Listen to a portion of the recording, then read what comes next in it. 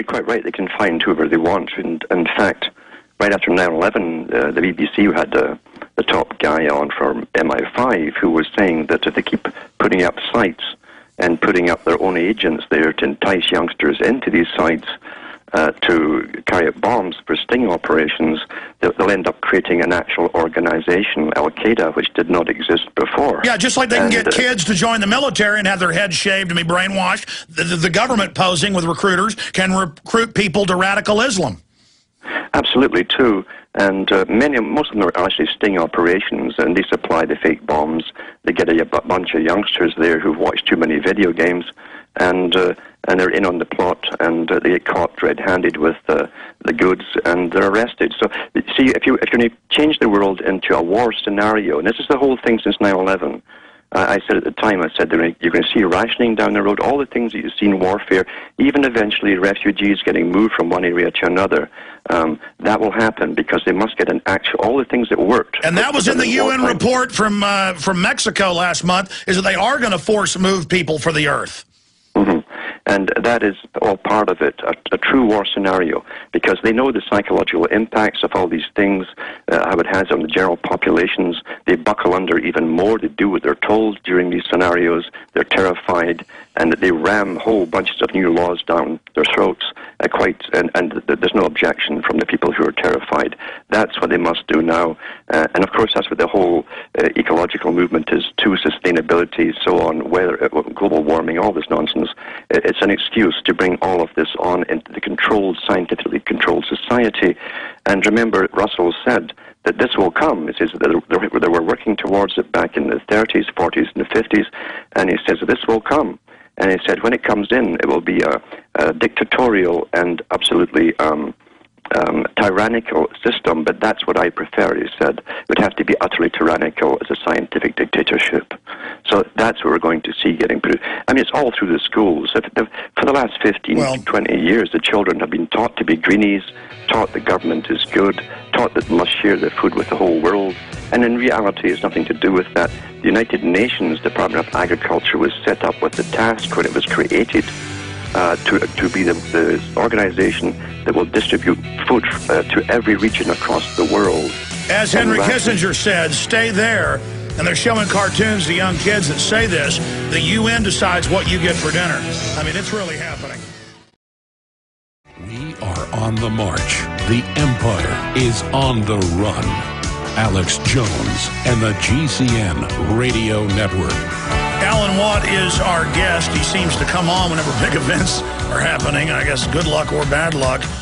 But he is here with us. We've got a top meteorologist who's been accurately predicting the weather for a long time and finally getting the attention he deserves.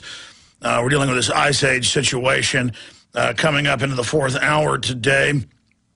I know we're on several radio stations in the great state of Maryland. Great people up there. We hope that no one has been injured, but they're reporting packages exploding, and they're not sure if there's injuries.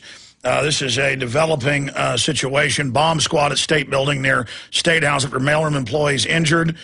That's the Baltimore Sun saying there are injuries, and other WBAL-TV says they're not sure. My crew will continue to give us this as it comes in. Fire crews, hazmat sent to the Maryland Department of Transportation, where they were investigating reported explosions at the Maryland Department of Transportation headquarters. And with all the drills and things they do, it just creates this hype and fear. I mean, I saw big accidents the other night, looked like they were fatalities. Do we all freak out and get scared of that? We still drive our cars, 300,000+ dead a year just in the U.S., millions dead every year overall. But then a few deaths here and there from, quote, terrorists, and our whole way of life ends. And now they stick their hands down our pants with the TSA, breaking our will. We did search terms today, and I haven't done this in about 3 weeks until yesterday, and it did become the #1 search term, censorship, Jesse Ventura. We're doing prison cities today, but I said I might fire another key search term torpedo, because for those that don't know, it causes hundreds of blogs, newspapers to pick up on it and look at it.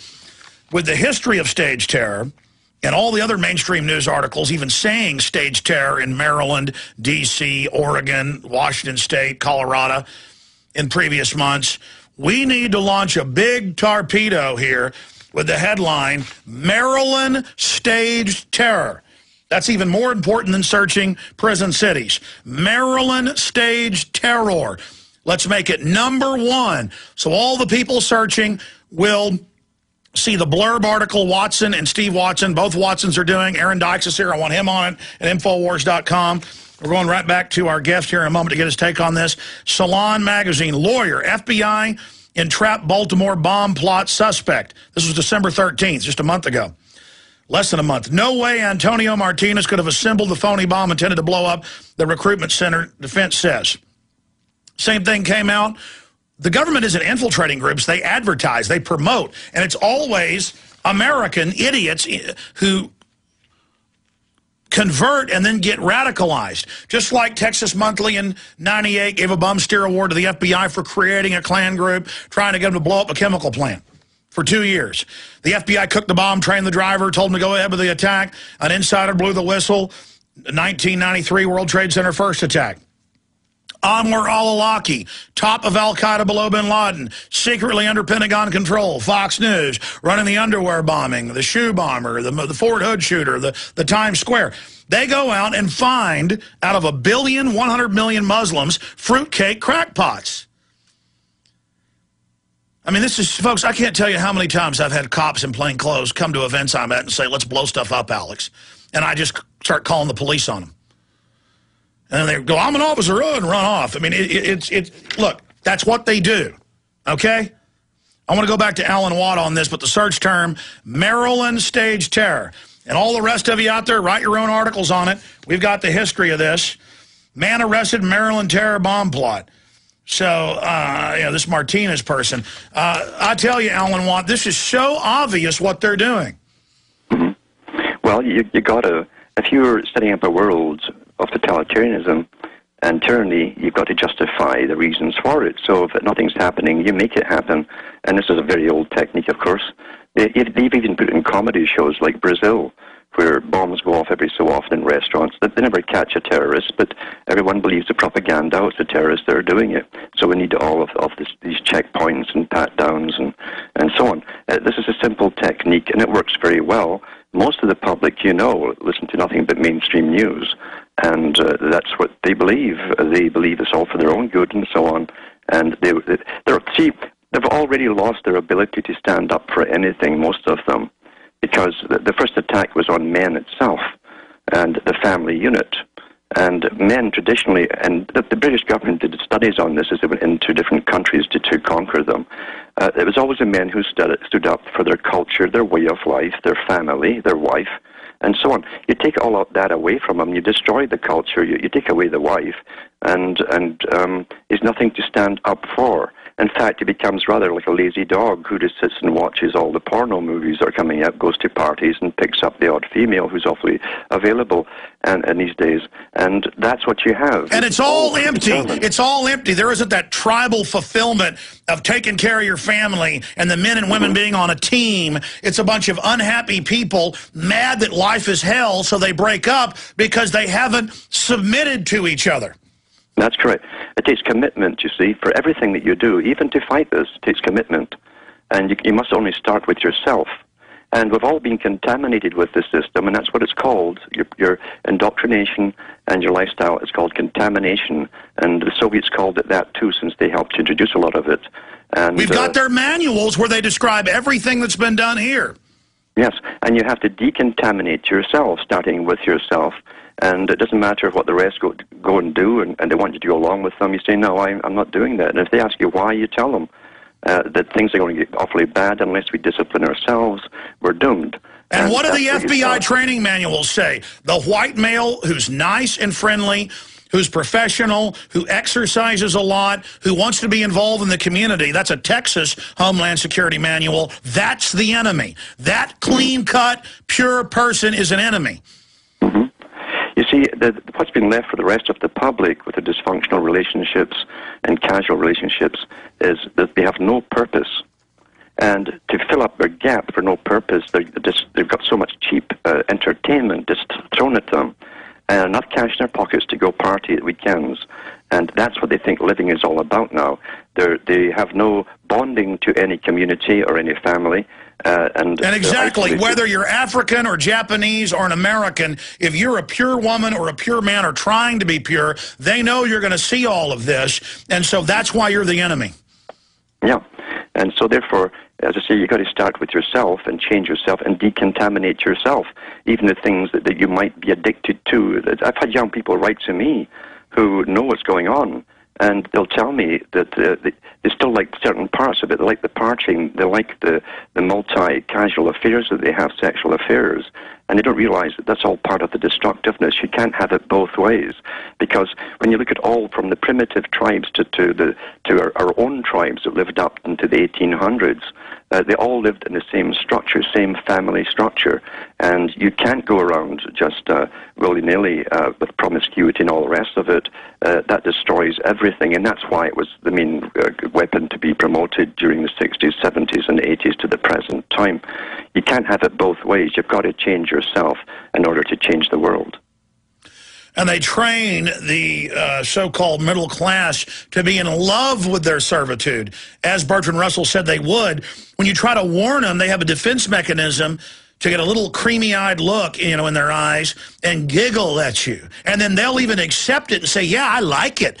They think by doing that Crime Stop mind trick, it gives them power over it. And the average male out there is an Arrested Development 6-year-old. Yeah, oh, definitely. And even politicians in the U.S., I read an article pretty recently, too, where one of your congressmen said that we must train the public by using the language of the media, which is meant for the 5th grade. That's what they're using on the public and have been for a lawful long time. But you're quite right, too. A lot of it's aimed at the male. As I say today, it's a shopping mall for sex. That's what all it is. It's like candy. And notice they don't let males act like warrior males in any context, and they put chemicals in the water to reduce testosterone. But then in one area, if you want to be a cop or a soldier, then you're allowed to act that out, but against your own people.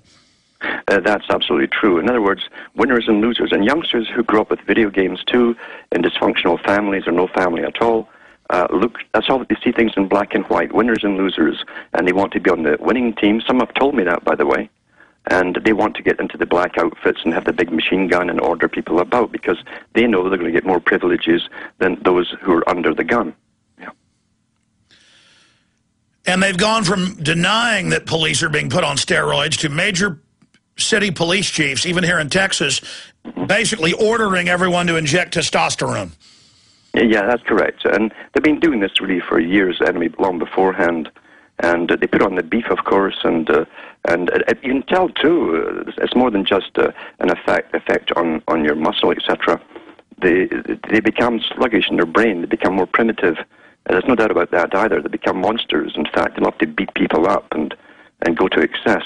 And mind you, too, for years they've been recruiting the lower IQ types for the police force. And I've been listening to Howard Stern lately, just randomly in my car on XM, and every time I tune in, he's glorifying police beating innocent people and how good it is. And then I hear it on other shows that are for the lowest common denominator. They're teaching us that all of this evil is beautiful. Mm-hmm. Yeah. And once again, the public have been so desensitized to horror. What should offend them as being horrific. It's not. They actually get off on it, just like a movie.